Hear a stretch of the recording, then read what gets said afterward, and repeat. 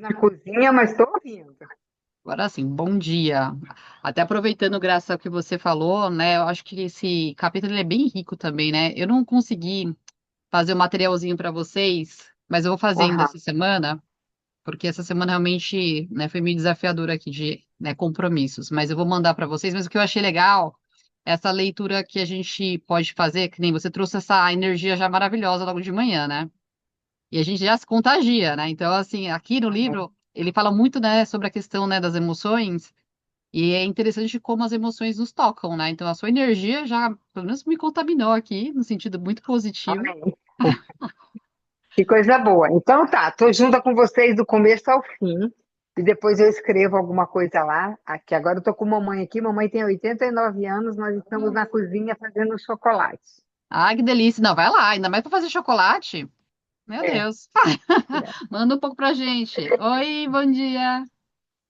muito bem. Aproveita, Um beijo Graça. grande. Tá bom, obrigada. Nada. Vivi, bom dia. Dia, tudo bem? Tudo jóia. Então vamos lá, Vivi também chegando. Então, vamos começar o nosso encontro. Eu já comecei aqui falando que eu não consegui produzir aquele materialzinho, e olha que é rápido, né? Porque geralmente eu jogo tudo na IA, mas como eu acabei vindo para São Paulo, aí tá com a família, aí teve festa de Halloween ontem, vi que a Vivi também participou aí com o filhote. Gente, as festas de Halloween estão muito legais. Quero voltar a ser criança. Na minha época, imagina. Tudo Não bem, né? é? Eu só via minha sobrinha e meu sobrinho, eu falei assim, eu fiquei pensando, esses meninos comem já muito doce, né? Eu falei, meu Deus, eu ficava pensando assim, a diabetes, o colesterol, não sei o quê. Aí ontem eu cheguei, eu falei uma coisa que depois eu pensei, falei, eu quis botar um pouquinho de medo na minha sobrinha, que ela não tem controle no doce, né? E ela é uma pessoa ativa, assim, mas ela é novinha, né? Ela tá com 8 anos, e o Oliver, que é o mais novo, tá com 4. E eles comem sem noção, né? Então, quando eu tô na casa da avó, é o lugar da permissão, né? Porque os pais. Gente, mas eles ganharam muito doce. Assim, é doce pra, sei lá, uns 2 anos. É Aí eu desse jeito. comecei. Depois vai tudo fora. Não, mas é que a minha cunhada falou, chega depois num dado momento e joga fora um monte de coisa, mas ela seleciona a minha sobrinha. Ela já seleciona o que ela gosta, o que ela não gosta, ela troca com as amiguinhas pra pegar o que ela gosta. Olha como que é o esquema já da criança, né? E às vezes não é aquele negócio de, né, comer um ou dois, né? Eles comem como se fosse, tipo, comida, assim. É muito automático também a criançada, assim, nos doces, às vezes, sabe? E aí eu comecei a falar, olha, não é bom comer muito doce, assim, bastante, todo dia. Que o sobrinho tava achando que isso aí era, tipo, como se fosse arroz e feijão, né? Aí eu comecei a botar um pouquinho de medo, eu já comecei a criar um pouquinho no trauma nas crianças. Eu falei, olha, você pode ficar doente, você pode ter diabetes, sabia? Não pode comer muito, pouquinho pode, não dá diabetes, pouquinho, mas muito pode dar doença. Aí eu falei pro meu irmão, pra minha cunhada, eu falei, eu tive que usar desse artifício, porque, gente, de verdade, eles começaram a comer, e aí eu fiquei assim, né, a gente que trabalha com Mindful Eating, aí a Valéria, eu não sei, começou a me dar uma certa agonia, eu vi que era uma coisa minha, né, eu que tinha que trabalhar com isso, mas eu pensei, se eu não fizer nada, aí foi movimento compassivo, se eu não falar alguma coisa, eles vão achar que isso é natural, que é normal. Falei, não, aí... Meu irmão e minha cunhada não falaram nada na hora, né? Até deixar. Ela, só minha cunhada bateu na madeira, tipo, isolando minha filha com diabetes. Aí a minha sobrinha. Na minha sala tem uma amiguinha que tem diabetes. Falei, nossa, Ela falou assim. Aí a mãe dela, né? Associou uma coisa que não é bem assim, né? Mas ela falou assim, mas ela é gordinha? Ela falou, nada, é magrinha. A gente não sabe se é diabetes tipo 1, né? Enfim, mas eu falei, tá vendo? Não tem nada a ver com condição do corpo. A minha sobrinha é magrinha e tal. Eu falei, isso tem a ver com comer alguma coisa em excesso. Ela olhava pra mim, ela falou, mas tia, é um por dia. Não. Aí é com a sua mãe. Eu falei, o que eu tô falando é pra não comer vários ao mesmo tempo, todo dia. Aí você vai tentando educar, né? Mas enfim, mas aí teve esse momento aqui, eu vi que a Vivi também participou. Não sei se os demais aí têm filhos, mas tá sendo bem legal essa ideia de Halloween no Brasil. Uma coisa que não tinha, né? Na minha época, pelo menos, não sei de vocês, mas prédio tudo Tinha enfeitado. não. Aí também tava, né, Vivi? Vocês fizeram isso por aí, né? Aqui é forte também. As casas ficam todas enfeitadas, eu enfeitei. Aí as crianças ficam batendo de casa em casa, ganhando doce. É bem legal. Ah, que legal. Mas enfim, falei isso aqui só para a gente esperar um pouquinho a pessoa entrar. Então vamos começar, gente. Então, conseguiram ler, todo mundo que está aqui? Sim, o pessoal, isso aqui tá bonitinho. A Graça ela não vai poder participar, tá, Vivi? Ela falou que vai só escutar. Acho que na hora que você chegou, você pegou o finalzinho dela aqui. Então vamos lá. O que que vocês acharam desse capítulo? Alguma novidade para vocês? Ou foi um reforço, né, de conteúdos que vocês já tinham? Alguém? Todos Bom quietos? dia para todos, eu vou começar. Ótimo, Valéria, pode começar. Eu gosto muito de ler sobre as emoções, né? Porque eu acho que eu entrei muito em mindfulness por conta do mindful eating e o meu protocolo era muito comer emocional, né? Que é da John Chosen. Então, aprendi muito que as emoções a gente consegue observar no corpo. E aquilo para mim foi muito novidade. Eu falava, como assim a gente consegue observar todas as emoções no corpo, né? Claro, emoções mais um susto, você percebe, né? Mas as emoções do dia a dia, para mim, não eram perceptíveis. E eu comecei a trabalhar muito com isso em mim. Então, o livro vem e reforça tudo isso, né? Mais o que eu já conhecia, mas eu fico pensando, fiquei pensando, né? Por que será que as pessoas têm tanta, a gente, né, no geral, tem tanta dificuldade de olhar para as emoções como algo tão importante? E aí o próprio livro me responde, né?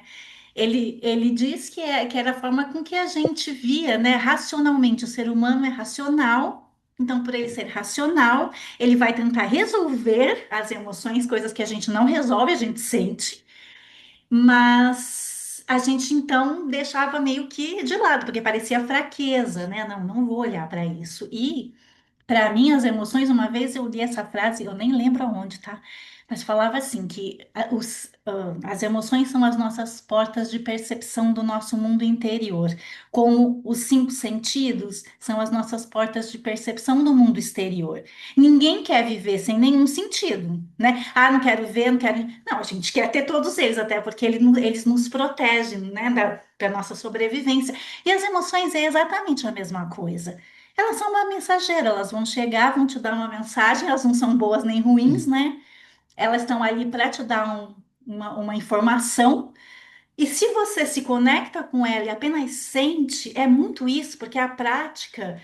Nossa, eu usei tanto isso na minha vida, eu acho que foi em momentos tão desafiadores que eu passei mesmo, e eu senti aquela emoção forte no corpo, que nem tipo a faca no coração, sabe? Eu só ficava ali observando as sensações, sem ir para a cabeça, julgar, criticar ou tentar resolver. E aquilo que era desse tamanho ia ficando assim. Não é para a emoção ir embora, porque assim, ai, não quero mais ter isso. Não, mas ela fica muito mais fácil de você manejar, porque uma coisa que é desse tamanho para uma coisa que é assim, né?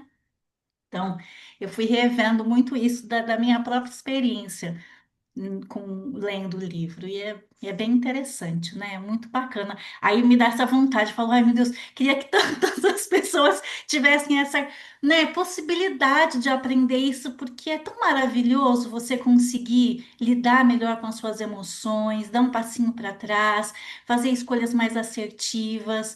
Eu realmente sou apaixonada por isso, eu acho lindo demais e é tão, e é assim, não custa nada, né? Custa a gente aprender, mas depois que você aprendeu, você vai em frente, né? E é um grande recurso, eu acho que para cuidar de você. Então, isso. Ai, que legal, Valéria. E sabe que eu também, eu acho que uma das coisas que mais me encantou no Mindfulness foi quando começou a acessar essa parte, né, das emoções, no sentido de. Porque quando eu tive, de forma mais crônica, a questão da ansiedade, para mim, eu sentia quando eu já estava lá já está no pico da coisa. Mas eu não conseguia perceber a coisa mais sutil que ia acontecendo, assim, sabe? A manifestação ainda assim, aquele iniciozinho. Eu estava muito desconectada, né, de mim mesma. E eu, assim, quando você começa a estudar essa parte da neurociência, você fala assim, caramba, muito provavelmente as práticas que eu fui fazendo ao longo dos anos foi ajudando eu chegar nesse mais sutil. Porque agora dificilmente a coisa avança. Assim, crise de ansiedade que eu tinha, assim, absurdamente, né, o tempo todo, eu já não tenho, pelo menos eu comecei em 2016, desde 2016, a gente está falando de quase 10 anos, né? Então, assim, para mim é um ganho imenso, porque eu não sabia nem lidar quando tinha as crises, né? Então eu lembro que várias vezes eu ligava para o meu psicólogo e ele ficava comigo até a crise acabar, fazendo técnicas de respiração. E aí, quando começou a ir para esse lugar da consciência corporal, eu via que eu estava muito desconectada, né? Então, provavelmente a meditação foi ajudando até essa ínsula a se desenvolver também mais, enfim, né? Tudo que a gente foi, né, observando no livro, mas foi da mesma experiência que você, Valéria. Assim, eu acho que ainda mais quando eu fiz Vipassana. Eu não sei se alguém já teve oportunidade de fazer Vipassana, eu fiz 3 vezes já. E a minha intenção é todo ano fazer uma vez, assim, eu acho que esse ano só não vai dar certo por conta de tempo mesmo. Mas lá é que eu consegui perceber esse sutil. Foi lá que eu comecei a perceber essa coisa mais assim de dentro mesmo. Você fala, caramba, eu não percebia isso, né? Então, eu acho que o convite, né, desse encontro das emoções é para a gente se aproximar desse sutil também, dessa coisa mais, né, que a gente talvez não leve muita atenção no dia a dia da correria, e nesse automático que a gente se encontra.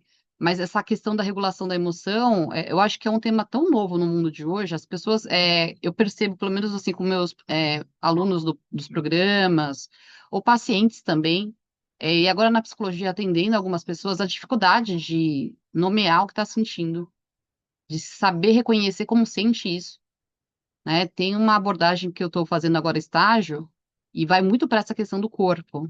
As pessoas não conseguem perceber isso. Elas até manifestam, tem um desconforto aqui, mas elas não conseguem chegar nesse lugar de poder ficar ali e sustentar esse olhar para, né, para a sensação e lembrar, né? Eu sempre fico lembrando, ó, isso aqui é um estado, vai passar, essa sensação também passa, né? Eu acho que esse recado também ajuda muito. Para mim, na época, foi muito importante, porque o meu psicólogo lembra que ele falava assim, Ana, você sabe que uma hora acaba, ele não é eterno, ele vai passar. Mas na época, assim, tipo, ficava muito distante, né? E ele falou: você reage muito, está lutando contra algo que está aí, mas vai passar. Isso não é você. Você não é o que você está pensando, você não é o que você está sentindo. Mas para mim era muito difícil fazer como falar, esse descentramento dos pensamentos, também esse afastamento assim de poder enxergar a emoção, porque eu estava sentindo, estava no corpo, né? Mas é interessante como conforme você vai praticando, e aí a prática do escaneamento corporal é a prática, né, que faz com que a gente vá para essa consciência, né, das emoções no corpo, que vai te mostrando, nossa, como que eu não percebia isso, assim, né? Então, é muito rico. Eu não sei se alguém aqui, bom, eu acho que a Valéria sempre que trabalha com isso, né? Mas o Henrique já praticou escaneamento corporal, body scan, Graça também, se puder escrever já. Então, legal.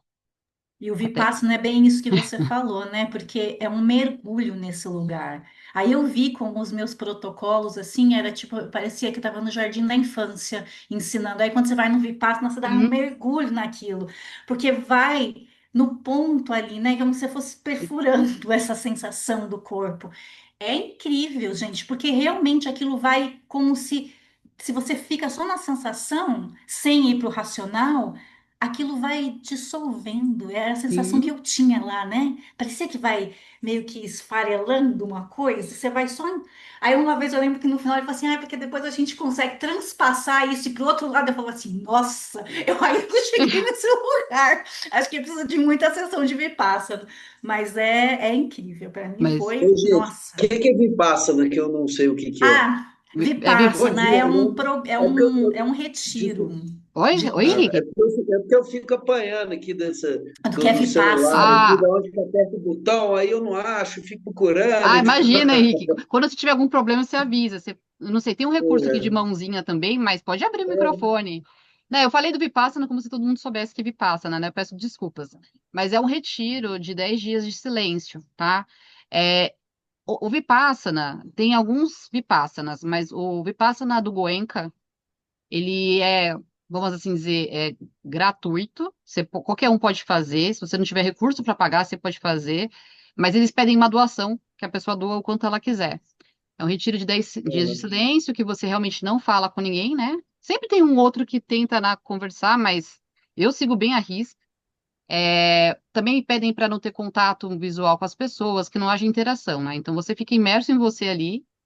A ideia é praticar o dia todo. No total, se você fazer todas as práticas, aquelas que são obrigatórias, daquelas que você pode fazer no quarto, aí depende do, assim, né, na primeira vez que você vai, é mais flexível no sentido assim, olha, tem práticas que você pode fazer lá no seu quarto. Quando você vai pela segunda vez, eles também liberam meio que isso, mas aí você tem uma coisa um pouco diferente. Algumas coisas acabam sendo um pouco diferentes, né? Até mesmo questão de alimentação. Mas você começa a meditar por volta das 4h30, que começa, e salvo engano, a última meditação é umas 8h30, termina umas 9 horas, eu acho. Só que tem intervalos, tá? Tem intervalo de almoço, enfim. Mas aí tem algumas meditações que são obrigatórias, todo mundo tem que estar lá no salão principal. E a técnica do Vipassana, segundo essa do Goenka, ela é a técnica raiz do Buda, né? Do que ele alcançou, né? No sentido de iluminação e conseguiu alcançar esse estado de equanimidade, vamos assim dizer assim. As coisas não te afetam a ponto de você ter sofrimentos, né?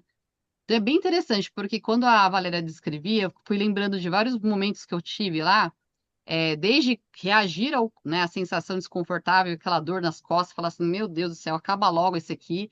E ficava a sessão inteira, meu Deus, falta quanto tempo, de olho fechado, você querendo se mexer. Assim, desde esse comportamento, isso que, né, já meditando mindfulness e tal, a quando de repente você só aceita e tá lá só observando e fala, olha, tem até um desconforto aqui, mas olha como é interessante. Aí eu ficava lá um tempo, às vezes, assim. Ficava lá alguns minutos, mas eu percebia ele modificando, assim, sutilmente, assim, sabe? Como se aquela sensação estivesse caminhando, de repente ela sumindo, indo para uma outra parte, de repente sem sensação de desconforto. Aí até as coisas mais sutis, que nem a Valéria falou, quando a gente atravessa o nosso corpo, no sentido assim, só para vocês entenderem. A gente vai escaneando também o nosso corpo. Só que ele escaneia de várias formas. E aí tem um momento que você começa a chegar nesse lugar mais da interocepção que o livro fala, né? Aquelas sensações mais internas. E aí tem gente que consegue alcançar até mesmo, assim, sentir os órgãos, né? Então, é rico nesse sentido. Você vai ficando muito íntimo desse sentir, e aí você é aquilo.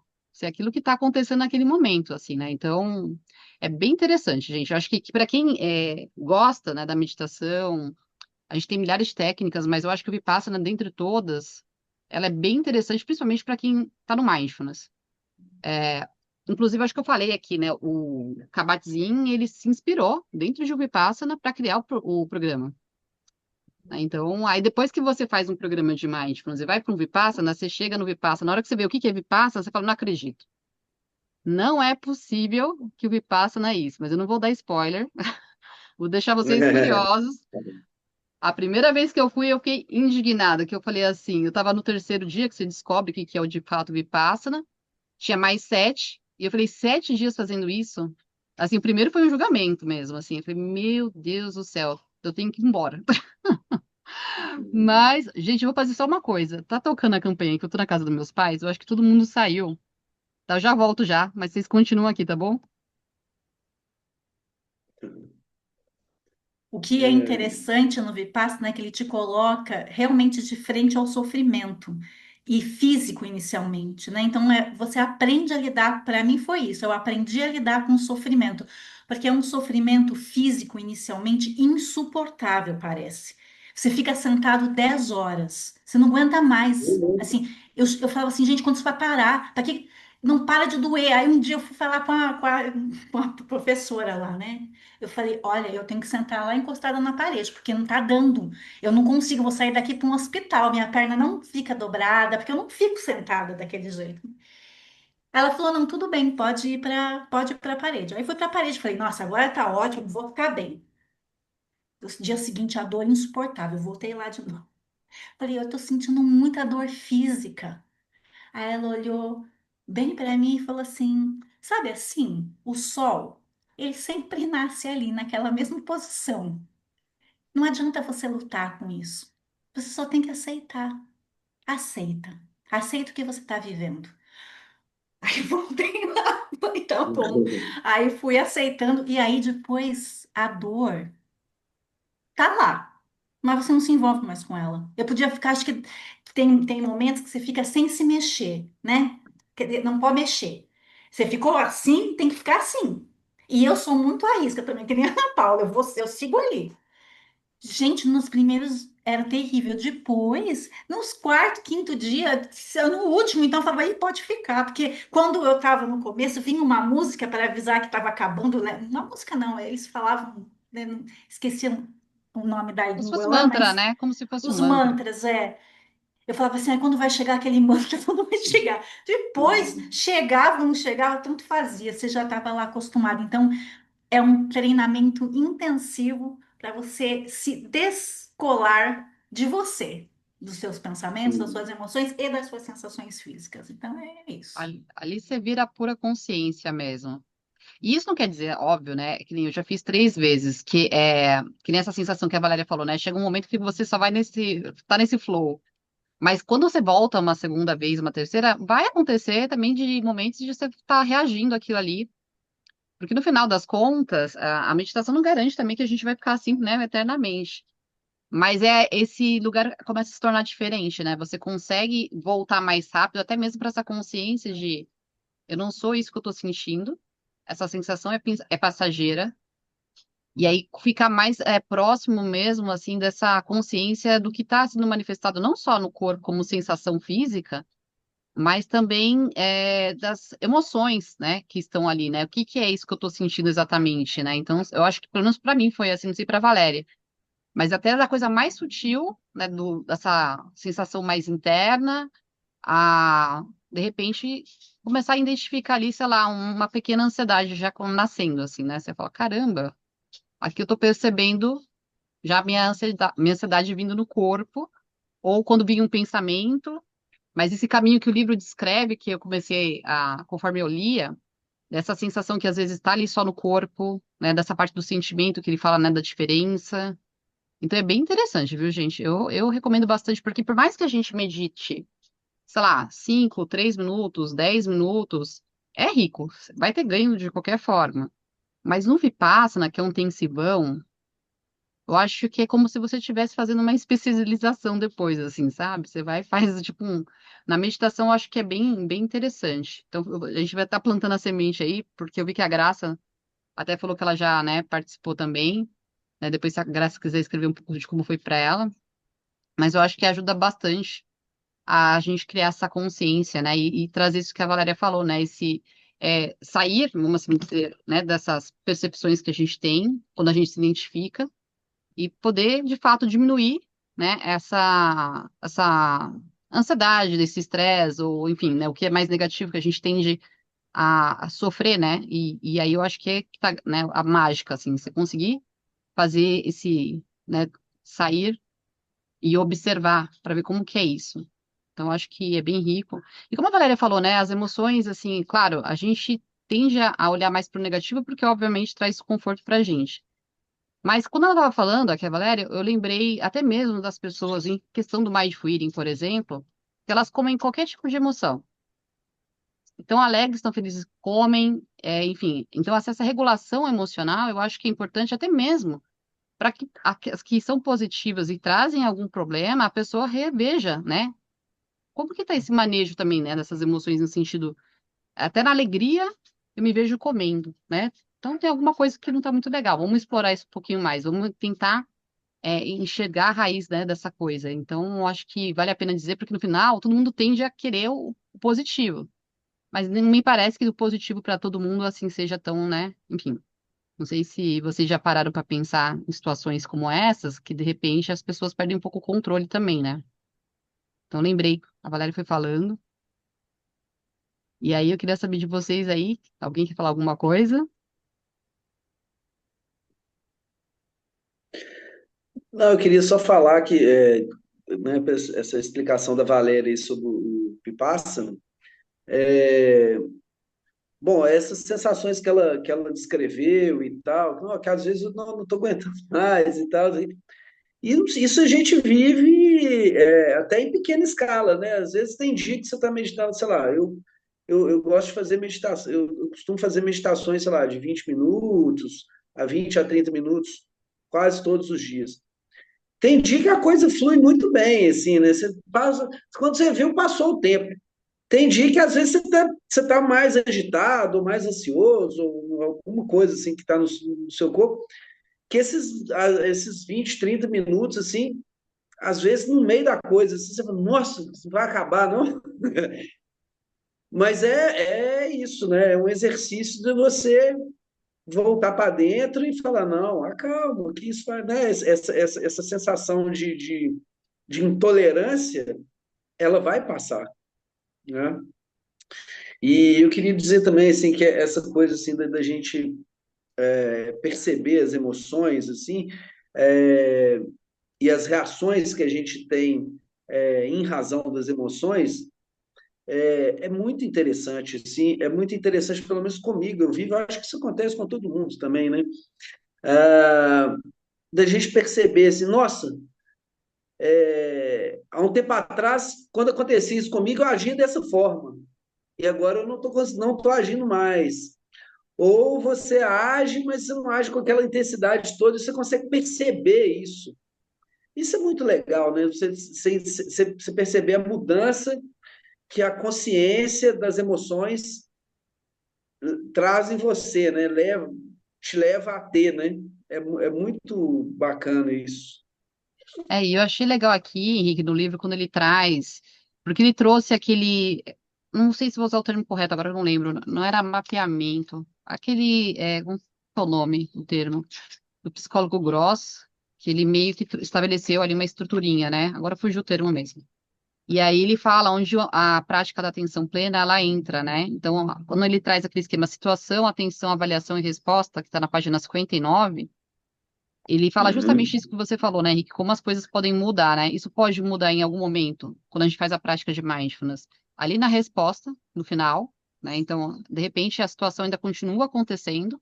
Então, uma situação que me despertava alguma, né, emoção, e a emoção, como ele traz no livro, a gente tende a ter uma resposta, né, imediata, reativa. Então, pode ser que você mude lá no final, onde você consegue fazer uma escolha nova. Você ainda consegue, né, perceber que você sente aquilo tudo, mas você não consegue mudar esse fato desde o começo ainda, onde tem a situação. Então, quando a gente fala lá em mindfulness, entre o estímulo e a resposta, há um espaço onde a gente se encontra com tudo isso, é esse momento que a gente fala do mindfulness no sentido de se permitir sentir, né, que nem a Valéria falou. Eu sinto isso, aceito, que eu acho que essa é a parte mais importante, né, essa aceitação. É desconfortável, tá aqui. E aí tá comunicando alguma coisa, né? Então a emoção é uma mensageira aí de que alguma coisa não parece estar muito legal, ou pode estar muito legal também. Mas aí, quando ele descreve é, enfim, essa lógica que ele criou aqui, você pode entrar com mindfulness em qualquer uma das etapas, né? E todas elas dependem dessa atenção. Então, assim, o mindfulness não é só atenção, mas uma das, né, premissas do mindfulness é a atenção. Então, quando você consegue desenvolver essa consciência que você estava falando, Henrique, você pode mudar até mesmo o início, né? Onde é a situação que é o Sim. estímulo mesmo. Onde você muda a história que você criou sobre aquilo. Então, acho que essa é a graça, né? O processo, em que lugar que você entra e começa a modificar a experiência, a ponto de um dia, de repente, Henrique, aquilo não te, fazer sentir mais aquela, né, sensação. Então, é engraçado que no Vipassana eu senti isso em algumas vezes. Para mim era muito difícil chegar na equanimidade. Para mim, eu falava, caramba, como que pode ser equânime? Porque, assim, tudo me atravessa e tudo me faz sentir, né? No sentido ou de algo bom ou de algo ruim. Não tem, esse neutro é difícil esse neutro. Mas quando eu ficava nas sensações mais sutis, né? Então, de repente, eu estava só sentindo, sei lá, a pele do meu tornozelo. E eu estava só ali, não tinha nada. Por alguns instantes eu falei, nossa, né? Só que aí quando eu já começava a pensar, eu falei, caramba, né? Já estou racionalizando, já estou pensando. Mas era interessante. Agora, teve algumas poucas vezes. Eu lembro de uma prática que a prática geralmente é uns 45 minutos, mais ou menos, direto, assim, né? Tem umas que são um pouco mais. E nessa eu fiquei, e era intervalo para almoço. E eu fiquei e eu nem percebi. Eu saí de lá faltando assim meia hora para tipo acabar o intervalo do almoço. E essa foi uma prática que eu realmente eu percebi em vários momentos, eu ali no flow. Que eu falei, caramba, né? Mas quando eu pensava assim, nossa, eu atingi alguma coisa aqui, aí não atingiu nada, filha, só já pensou.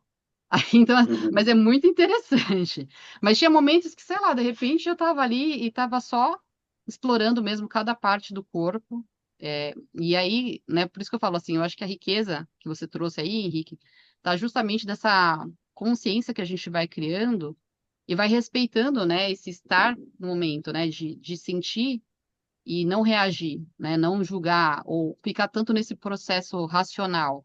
Mas é importante, eu acho, que essa construção racional quando a gente está diante de uma situação que, por exemplo, a gente costuma reagir, né? Por isso que ele fala assim, a emoção e a razão, elas têm que conversar, né? Então, aí, Sim. nessa hora que a gente consegue, de repente, perceber assim, caramba, eu tenho um padrão aqui, né, de uma situação onde me desperta um estresse muito grande, sei lá, uma pessoa que nem no livro ele trouxe, um, né, um chefe lá, e aí ele traz nessas etapas todas como você pode lidar diferente, né? Então, a resposta pode ser, de repente, não, eu lembro que um era assim, você evitar a reunião, você não vai, ou você está na reunião e pensa em outras coisas, está como uma fuga, mas a ideia é, eu sei que essa situação, essa pessoa me ativa, talvez o que ela vai falar não é importante para mim, e eu começo, sei lá, a devanear.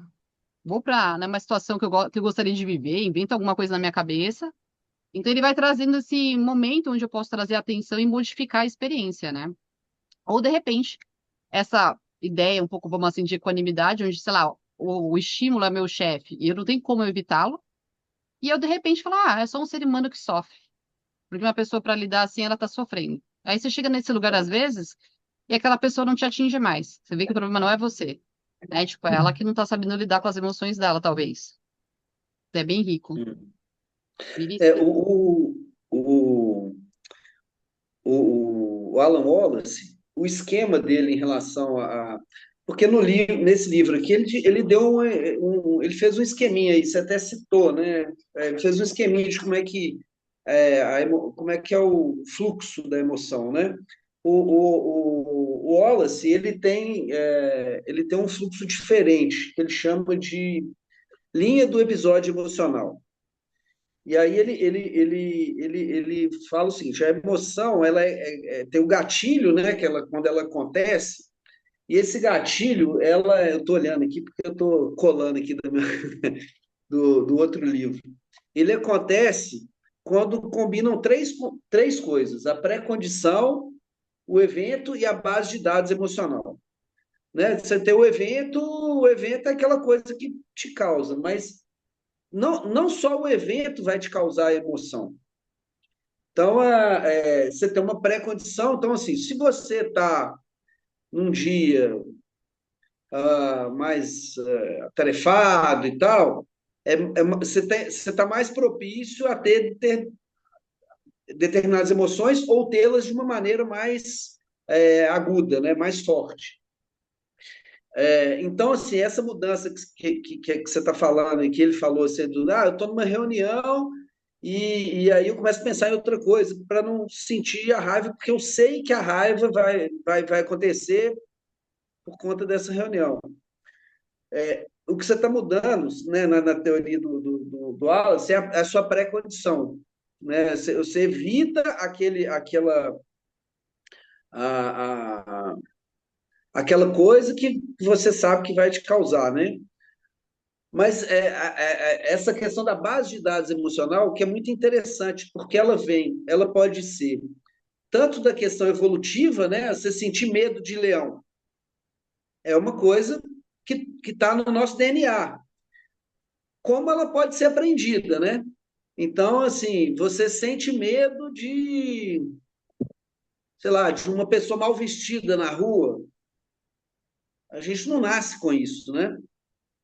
E a racionalização do processo emocional, ela faz com que você mude a base de dados emocional aprendida. É por isso que a gente muda, né? E aí, no treinamento dele, uma coisa que a gente faz é a gente botar no papel, descrever vários eventos emocionais que acontecem com a gente durante o dia. Então, eles pedem para que você vai ter um encontro semana que vem. Então, eles pedem que você escreva, categorizando, segundo a linha de tempo emocional, o esquema deles lá, sei lá, 5, 6 emoções que você teve naquela semana. E isso é fantástico, né? Que a questão da racionalização, isso é fantástico. Porque você começa, quando você bota assim, não, eu estava no carro, o cara freou na minha frente, ou entrou na minha frente lá, eu senti raiva. Aí você bota no papel. Qual que era a minha pré-condição? Minha pré-condição é que eu estava ansioso, que eu estava atrasado e tal, não sei o quê. Qual que é o evento? Foi o cara entrar na sua frente. Qual que é a base de dados? Não, geralmente, quando alguém entra na sua frente, atrapalha, isso aqui, lá. E aí, como é que eu agi? Aí eu pós-emoção. Eu agi assim, o que que eu senti? Como é que foi? Como é que. Não sei o quê. Isso muda a sua base de dados emocional de uma tal maneira. Eu achei fantástico esse exercício, assim, de a gente descrever as nossas emoções, assim, porque é isso, assim. Aí você começa a inconscientemente agir de outra forma, reagir de outra forma. É fantástico esse treinamento. Aconselho para todo mundo. Quem não conhece, né? Às vezes. E na verdade isso, né, esse esquema, né, que ele fala, na verdade, na análise, né, análise do comportamento e as outras abordagens só mudam o nome, né, que é o Uhum. antes, que o antecedente. Então, se você, aí vem até a questão biológica também. Se você dormiu bem, se você teve algum problema, Claro. principalmente, né, às vezes o paciente chega, ai, briguei com o marido, estava super irritada. Me fala um pouquinho, como que foi teu dia antes, o que que aconteceu? É uma análise em cadeia, você começa a fazer. E isso, na verdade, é para ajudar o paciente a regular a emoção que também tem um ponto, acho que importante, que até ele fala aqui no livro, quando falamos de regulação emoção, eu tenho visto isso muito nas redes também, regulação emoção é não agir. Ah, se eu estou regulada emocionalmente, eu não reajo aos estímulos, às minhas, né, as minhas ativações emocionais. E não, eu posso sim, né? Esse exemplo que você deu do carro. O cara me fechou, eu fiquei irritado, com muita raiva. A diferença é, quando eu me regulo, eu observo que eu fiquei irritada, fiquei muito ativada, mas eu vou lá e brigo. Mas eu vou brigar de uma forma consciente. Então, quer dizer, regulação Uhum. emocional não quer dizer que eu percebo que eu fiquei irritada e que agora zen budista, né? Agora não farei mais nada. Não. A diferença da regulação emocional é eu sinto e eu sei que aquilo que eu estou fazendo não existe certo e errado. Uhum. Claro que o objetivo da regulação, e eu vejo isso muito nas práticas, né, de mindfulness, é a regulação emocional. Caramba, hoje eu estou mais irritada, hoje eu estou inquieta, hoje eu estou esquisita. Isso faz o quê? O que que aconteceu? O que que o meu corpo está pedindo? O que que eu posso fazer com isso? Isso é regulação emocional. E não sentir, né? Ah, se eu não Exato. sinto, está É, tudo bem. E o não sentir é o quê? A evitação, que ele usa esse exemplo, né? Da reunião aqui. Eu não vou para a reunião. Isso não é regulação emocional. Eu tenho uma reunião importante, eu sei que eu tenho um chefe crítico. Ah, eu vou dizer que, sei lá, eu estou com Covid. Eu estou me esquivando, né, do problema. Porque terei, né, ele terá outras reuniões. Então, olhar para a reunião, só que aí com outros olhares. Ok, isso é dele, isso não é meu. Eu preciso desse trabalho, e ok, eu vou tentar. Isso é regulação emocional.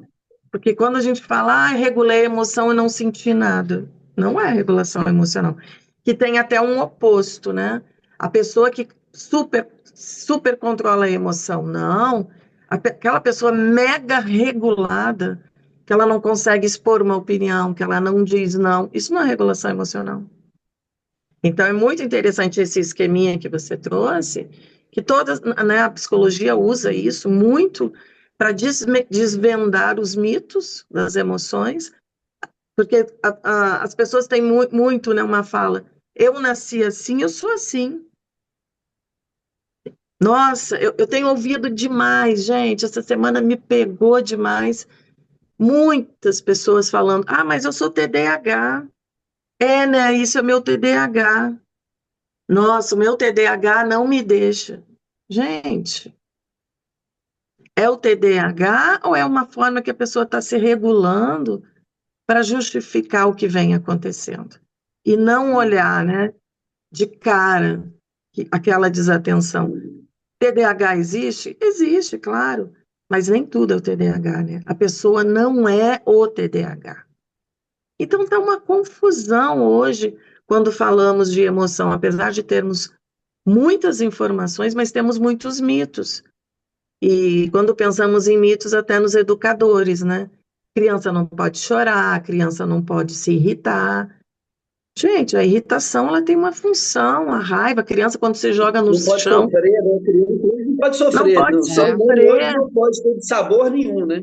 E no final, né, não a pode pessoa, sofrer. ela acaba sofrendo de uma forma diferente, reprimindo aquilo e não sabendo lidar com aquilo, né?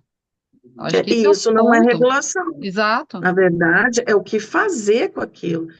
E é exatamente, hoje não é permitido sofrer, toma remédio, né? Principalmente em luto, né? Pessoas que perdem pessoas. Nossa, mas você ainda está de luto, né? Ou então a pessoa se separou, não só o luto de perda, né, real de alguém, mas outras formas do luto, né, de um casamento, ou de um filho que via, né, que mudou de país, mudança de emprego, mas as pessoas têm aquela coisa de fantasiosa, nossa, que você, né, como é que é aquela música? Levanta, como é que é? Levanta, dá a volta por cima, Sacode a sei lá. poeira, dá a volta Sacode por a cima. poeira, né? E como se fosse uma mágica. E aí as pessoas entendem regulação emocional dessa forma. E não, regulação emocional ela não é linear. Ela tem, né, as suas Não, a sua oscilações. fala é tão pertinente, que me passou aqui até a questão da teoria da coisa, assim, da emoção, né? Quando você fala assim, cara, não, não sentir não é regulação emocional, né? Porque se você não. A emoção ela tem uma função, ela Exato, existe por alguma coisa, né? É uma resposta evolutiva nossa, assim, ela tem uma função. Então, se você não sente a emoção, se você chega num ponto que você está insensível, você deixa de ter o ganho da emoção, né? Da razão pela Sim. qual ela existe. Então, também não é produtivo, não é apropriado não sentir. exatamente. Inclusive, né, Henrique, E no livro ele quando fala eu que. Ah, pode falar. sinto, eu vivo, quando eu sinto, eu vivo desculpa, gente, eu vivo a realidade. E ao mesmo tempo é difícil pra caramba. Tudo bem, né? Temos teorias, temos tantas práticas, mas a Ana e a Valéria, gente, só um pouquinho. A Ana e a Valéria, que têm muita experiência nas práticas, eu acho que vocês podem falar bem isso. O como é difícil, né? Olhar de cara a cara com esse sentir.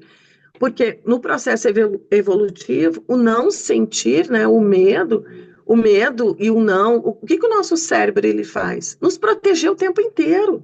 Então ele não quer que a gente sofra, ele não quer que a gente enfrente aquele leão. O processo evolutivo me deixa aqui quietinha nessa lama quentinha, ela é quentinha, é uma lama, mas é quentinha. Então tem uma preservação da espécie.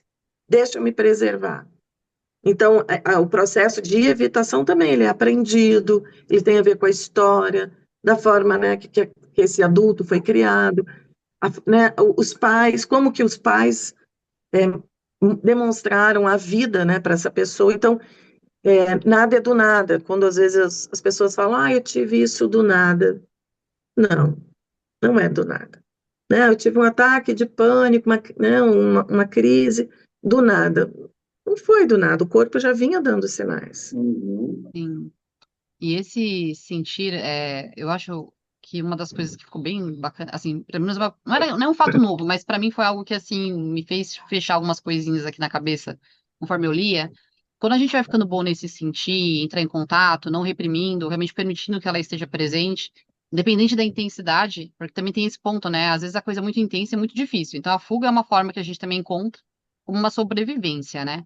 Mas quando a gente vai ficando bom nisso e vai se permitindo, o que eu acho interessante no livro quando ele traz que isso também ajuda você a começar a interpretar o outro, a ler melhor o outro, né? Essa empatia.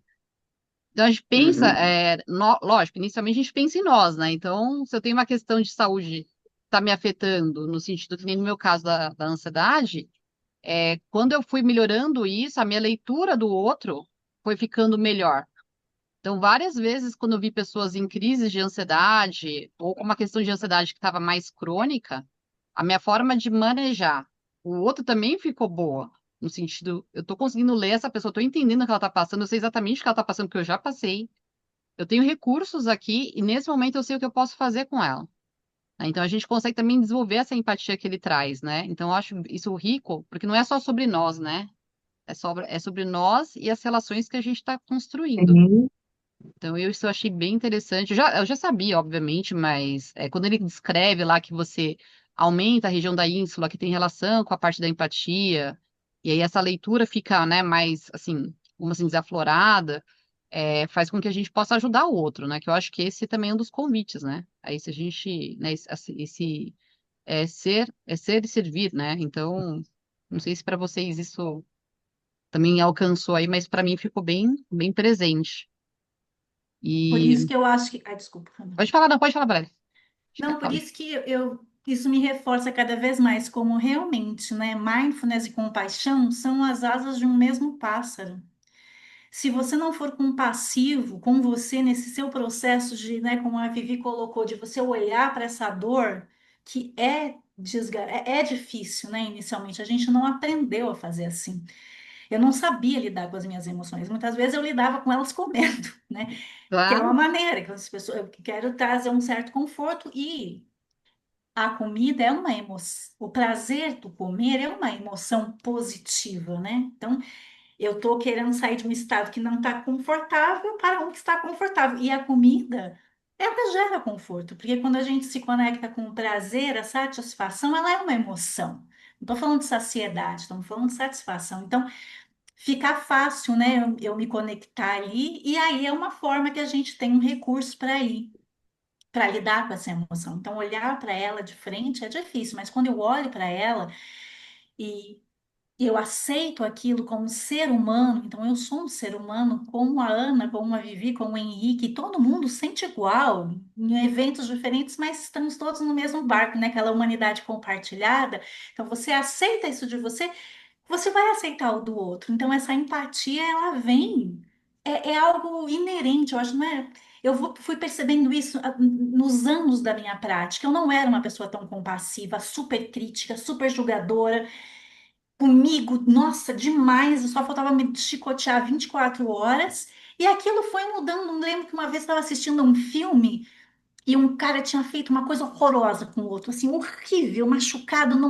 Antigamente, eu ia falar, que filho da mãe, que absurdo, como um ser humano faz um negócio desse? Automaticamente. Eu lembro que no filme, aí eu pensei, nossa, esse moço deve estar em um alto sofrimento para fazer um negócio desse com o outro. Até eu falei, mas quem é essa aqui? Então, eu mesma me surpreendi. Aí eu falei, isso aqui é o fruto da minha meditação. sim. Olha que Sabe? legal. Então é isso. Gente, olha, meu computador tá quase acabando a bateria. Então, se acabar é porque eu tô num outro Ah, lugar, também tô na casa da minha mãe.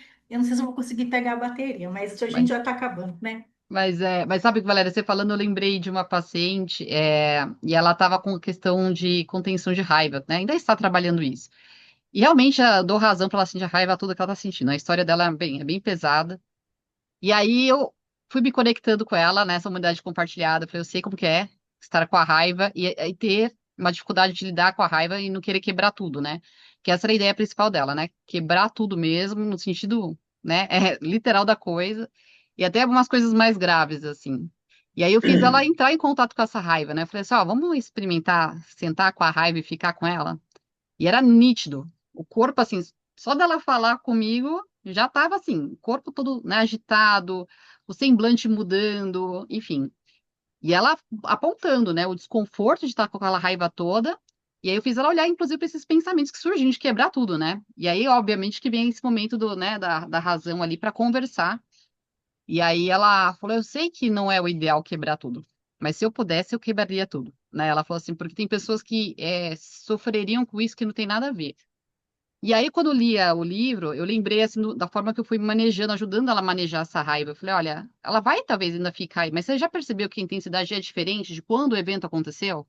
A raiva é uma emoção mais difícil, né? Porque às vezes são coisas que estão presentes. As pessoas que acionaram a raiva dela estão presentes. São pessoas que estão ainda se dando bem, vamos assim dizer, né? Tipo, ela traz muito essa questão assim, meu, como que é uma pessoa que fez tudo isso, né, tá se dando bem?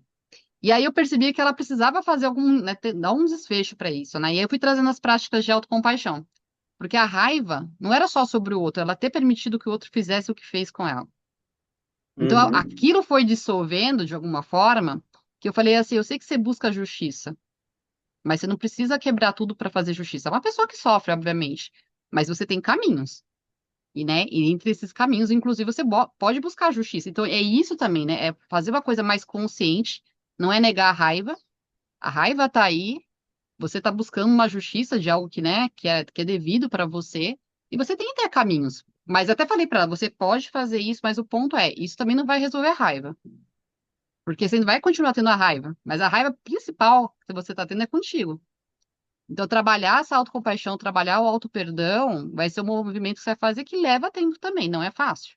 Isso não quer dizer que vai, mas você já vai perceber que não é tão forte como era no começo, né? Então, acho que essa riqueza que você trouxe também, né, Henrique, né, conforme vai praticando, as coisas vão ficando menos assim, você vai percebendo essa redução, porque é o que a Vivi falou, né? Eu acho que a regulação emocional não é sobre não sentir, pode ser que em algum momento você até alcance alguma situação que você era mais atingido, você não ser mais, mas é sobre essa redução, sobre um melhor manejo sobre isso e tornar algo mais funcional. Em vez dela quebrar lá o que ela ia fazer, ela não vai quebrar mais. Mas pode ser que ela vai entrar pela via da justiça e pedir reparação. Então, me parece uma coisa mais sábia. Alguns diriam, não, mas nem isso deveria ser feito. Não, ela teve perda. Então, ela pode sim ser ressarcida. Eu acho que não é sobre, é o que a Bibi falou, não é sobre não fazer nada, não é sobre quando alguém bater no seu carro, você não ficar indignado com aquilo, mas trazer um tom diferente. E não sacar uma arma e dar um Uhum. tiro em alguém, né? Inclusive, eu recomendo muito para vocês, assim, o livro Autocompaixão Feroz, da Christian F. Vale a pena ler o primeiro, mas nesse segundo, ela mostra essa compaixão mais feroz, que não é passiva, ou síndrome da boazinha, eu não vou fazer nada, ou eu não vou me impor, colocar limite, ou ser mais assertivo, mais firme, né? Quando uma mãe educa uma criança, quando quer colocar limite na criança, de repente, ai, não, deixa fazer tudo. É sobre essa sabedoria de saber em que momento fazer isso, mas estar presente de si para perceber o que está acontecendo também, né? No que eu estou sendo invadida agora. E o que que é algo, né, que seria da minha reação de algo que não, é uma escolha mais consciente que pode trazer, né, uma resposta melhor para a situação, né? Se faz sentido aí para vocês. Mas eu Uhum. recomendo, para quem não leu esse capítulo, vale bem a pena. Eu acho que é uma forma da gente também criar esse caminho de autopercepção e ver em que momento a gente pode trazer atenção nesse, né, contexto de emoções e fazer um movimento diferente. Até mesmo do sentir, né? De repente eu tô fugindo da emoção, que nem a Valéria falou assim, eu tô buscando comida. E a comida também é um regulador emocional. Ela com certeza já salvou muita gente de várias situações aqui que estava difícil de suportar. Mas em algum momento, de repente, eu posso me ver ali, só no comer mesmo, com a emoção. E em vez de comer, sei lá, uma caixa de bis, eu consegui comer cinco. Me parece que já tem um ganho, né? Então, opa, peraí, ainda não consigo lidar com essa emoção sem ser a comida, mas já não é uma caixa. Eu tô comendo e tô percebendo que tô com uma emoção aqui, mas eu ainda tô comendo. Eu tô nesse hábito ainda. E pode ser que em algum momento eu já não vá mais para a comida e eu deixo sentir, né? Tá doendo isso aqui, sei lá. Eu perdi alguém que eu amo. E tá, né? Tá difícil. Mas aí eu sinto, sei lá, eu choro, eu vou, né, sei lá, buscar alguém de confiança que me transmite, né, segurança. Vou conversar com essa pessoa, enfim. Aí você vai encontrando outros caminhos para ir regulando. Mas eu acho que sempre vai, né, começar dessa consciência mesmo, né? Em que estágio eu tô, né, sobre essa situação, enfim, ou sobre a própria emoção, né? Tem algumas emoções que talvez a gente sinta com mais tranquilidade, né? Então, sei lá. Me parece que a alegria, por exemplo, é uma emoção que todo mundo aqui, tipo, meu, né? Tá, gosta e tá bem com isso. Mas talvez que nem a raiva que dessa paciente, que eu já vivi várias vezes também. E tem pessoas que eu tenho até hoje, né? Uma raiva, assim, que eu falo, nossa, só de estar próxima, assim, se eu pudesse. Eu falei pra ela assim, eu sei que você tá sentindo, não é porque eu pratico e não sinto as coisas pelas pessoas. Tem gente que também, que se eu cruzar no caminho, eu dá vontade de fazer ela se tornar o asfalto. Eu falei, mas uma das estratégias, e aí pensando na reunião, eu vou evitar por enquanto ter contato com essa pessoa. Porque se eu tiver, talvez hoje eu não tô tão preparada para lidar com ela. Né? Então, assim, isso também é estar mindfulness. Eu estou sentindo a raiva, mas eu percebo que se eu cruzar com ela agora, a gente não vai ter uma conversa tão legal. Pode ser que um tempo, né, que nem, sei lá, algumas pessoas aqui, mas, por exemplo, eu sou casada. A gente não consegue deixar de evitar a pessoa e nunca mais falar com ela. Então, tem momentos que a gente tem num casamento que, por exemplo, a gente está muito pé da vida com o outro. E aí você tem que trazer essa regulação emocional para realmente tentar, né, lidar com esse cenário melhor e saber o que fazer. Então eu até falo, às vezes quando eu percebo que estou mais ativado, eu chego e falo assim, ó, vamos parar agora. Esse é um recurso que a gente desenvolveu, quer dizer, eu desenvolvi, né? Falei, ó, vamos parar, porque se a gente continuar, a gente está no calor da emoção, a gente já não está mais pensando, a gente só está reagindo. Então, vamos parar e a Hum. gente conversa num outro momento. Aí, geralmente, isso Ô, no mesmo Ana, dia. Hum, tem uma prática que você pode usar. Quando vocês estiverem vocês podem combinar. Eu faço isso muito com casais, ou então, não é quando eu atendo individualmente, mas é, a- é, a- é combinado, mas aí você fala para o Michel, vai lá beber uma água, ou então você fala, Michel, pega lá uma aguinha para mim, que é um sinal de que o negócio está ficando quente, né? Que uhum. está na hora de parar. Então, um sinaliza para o outro, Ana, busca lá uma aguinha, busca lá. E aí você vai na cozinha, bebe a sua água e volta. Regulação emocional é isso, né? Não, eu O mesmo assim, negócio está Vivi. o Pode negócio falar. está ficando quente ou mais irritado, ou, né? Às vezes o calor ali da emoção. Só o fato de ir lá beber uma água, você já vai, bebe uma água, regula e aí você volta. Ou não, ó, não estou boa para conversa hoje. E ok. Aqui, por exemplo, eu trouxe isso, mas como assim, que tipo de combinados que Sim, você tem quando convive com alguém? Aqui a gente já usa isso e funciona, porque a gente já, né, trouxe isso como, olha, tá, sei lá, um mais exaltado ou falando mais alto, que aí já é para mim já é o caminho de parar, né? Já não tá num diálogo mais, aí a gente fala, vamos parar. E os dois entendem bem, param, ótimo. E e isso é aí, regulação. exato. E aí a gente fala, no outro momento a gente vai conversar sobre esse assunto, mas vamos esfriar a cabeça, vai fazer alguma outra coisa, e aí depois a gente volta a conversar. Então, assim, é regulação. É que nem no começo, isso é muito desafiador para quem não tem, né, essas estratégias. É, Porque a reação é mais rápida, né? Que nem ele falou, o sistema límbico, ele pula aquela parte do córtex e vai direto para a é. amígdala. É Então, que entra a impulsividade, né? Na verdade, a regulação, ela vai trabalhar muito a tua impulsividade. As práticas, né, de atenção plena, ela faz você ficar mais consciente. E quando você está mais consciente, você não age por impulso. Em tudo, né? O que você vai falar, o que você vai pensar, o que você vai fazer. e E o aí, livro ele traz muito isso, né? Que na sim, verdade para que nós não, a gente não pode ficar refém da emoção, porque se formos totalmente guiados pelas emoções, estamos ferrados. exato. E é interessante ele mostrar, né, como o cérebro vai se modificando, né, a neuroplasticidade através da Sim, meditação, né? Então, eu acho que, claro, a gente não quer ficar técnico com as pessoas, mas saber que isso acontece estruturalmente no nosso cérebro, ou seja, reduz ali a amígdala, que tem essa, né, essa ação reativa, vai, né, desenvolver mais o nosso córtex pré-frontal, a ínsula. Então, assim, olha que bacana. Tem coisas acontecendo no nosso cérebro conforme a gente medita. Porque às vezes a pessoa vai te ver lá sentado, tudo bem que tem gente também que está sentado, está lá meditando e não está meditando, né? Ainda mais assim, sei lá, quando você opta, e isso aconteceu comigo no Vipassana. Falei assim, não vou me iludir aqui que eu estou meditando. Teve prática que eu falei, não quero praticar. Vou pensar na morte da bezerra, vou contar historinhas na minha cabeça, mas agora eu não vou. E é fuga, né? Mas assim, eu percebi até esse processo. Fiquei lá 1 hora, só na pose, e na minha cabeça não estava trabalhando, era nada. Eu estava pé da vida, inclusive, né? Era o dia que, assim, alguns momentos, assim, você chega e fala, pra que eu vim aqui? Vou ficar 10 dias. E assim, aí eu lembrei que eu falei, caramba, eu perdi nessa prática a possibilidade de me conhecer um pouco melhor. Mas eu conheci essa parte também, essa parte que queria ficar fugindo da realidade, né, de estar com desconforto e se aprimorar um pouquinho ali e melhorar a regulação emocional, né? Então, é bem interessante. Então, acho que como dica final, deixar para aqueles que nunca foram para um Vipassana a irem. Pode parecer assim, gente, 10 dias, nossa, assim, no silêncio. Mas chega no final, foi como a Valéria falou, dá vontade de nem ir embora. E digo mais, eles pegam o seu celular no começo, né? Gente, eu não tenho nem vontade de pegar no celular. A primeira coisa que eu chego no Vipassana, a minha maior alegria é tipo, nossa, pega isso daqui. A gente não quer nem falar muito com as pessoas no final. Você fala mais lento, que você começa a entrar num outro ritmo. Então vale a pena. Então, se vocês Só para tiverem. deixar mais, e só para deixar mais um gostinho mesmo, ainda no final, no último dia, acho, né, Ana, que ele traz a prática da bondade amorosa.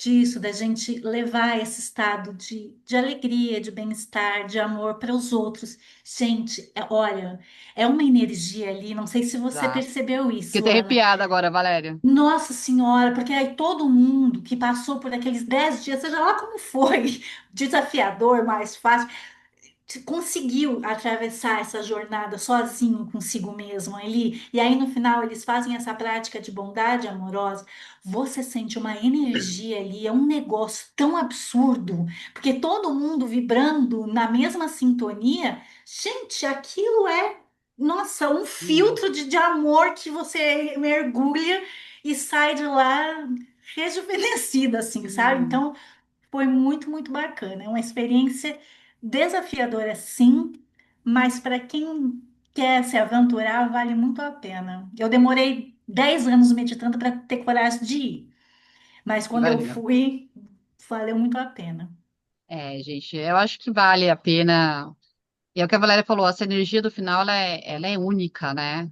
E assim, para quem for fazer o Goenka, eles mantiveram, o Goenka já é falecido, faleceu até recentemente. E mantiveram as práticas com ele, né? Até no final eles dão todo dia uma palestra, então ele fala de coisas que, inclusive, para quem já fez o programa de Mindfulness, tem muita conversa ali. Você vai falar, nossa, eu já vi isso em algum lugar, enfim. E aí, o mantra, que a Valéria falou, ele é cantado em alguns momentos, né? E assim, o Goenka não é o cara que tem a melhor voz do mundo, mas fica tão imponente, aquilo fica tão assim, você sente aquilo tão. E não tem como você não sentir a presença disso e sentir aquela emoção toda, né? Então vale a pena. Eu acho que a gente falando aqui, a Valéria falando, traz isso, eu acho que ficou na fala. Para todos os meus alunos do Mindfulness, eu sempre falo, olha, gente, uma vez na vida, né? Eu sei que é desafiador, é difícil, mas tenta uma vez na vida fazer um Vipassana, né? Então, acho que hoje não tinha como não falar disso, né? Quando se trata de emoções, então fica esse convite. E é isso, gente. Alguém mais gostaria de trazer algum ponto? Não? Então, acho que a gente pode fechar o. Eu não vou conseguir da gente dar prática, a gente também combinou, a Vivi, de terminar às 10 horas, por questão mesmo de compromissos, né? A Vivi também, né, tem aí os filhos, família, mas a gente vai continuar fornecendo as práticas até. Acho que foi. Quem que foi? Alguém no grupo tinha falado que ia passar, agir, ia falou que ia ficar uma prática lá no grupo. Sobre a fazer prática junto com os encontros, eu vou pensar aqui com a Bia alguma outra possibilidade, talvez não nos encontros do ler, né? Porque a ideia da leitura é focar na leitura, né? Mas a gente tentar fazer encontros, talvez, para fazer prática, acho que acaba, né, sendo mais interessante. E, e é isso, tá bom? Acho que a Valéria caiu, que ela falou que a bateria dela estava acabando. Então, acho que a gente aproveitar e aí fechar o encontro com a energia que a Graça trouxe no começo, que tem a ver com o que a Valéria falou, né? Quanto as emoções também impactam, né? Eu acho que a gente expressar alegria, expressar generosidade, enfim, compaixão, a gente acaba impactando o outro, né? Então, eu acho que as palavras, as emoções, elas também influenciam, né, os que estão ao redor. Então, desejar para vocês aí, como a Graça falou, um lindo sábado, um fim de semana incrível para vocês. E é isso. A gente se vê daqui 15 dias. Obrigado, um abraço. Beijo, Obrigada, gente. gente. Até o próximo. Beijo. Até o Bom próximo. sábado. Bom sábado.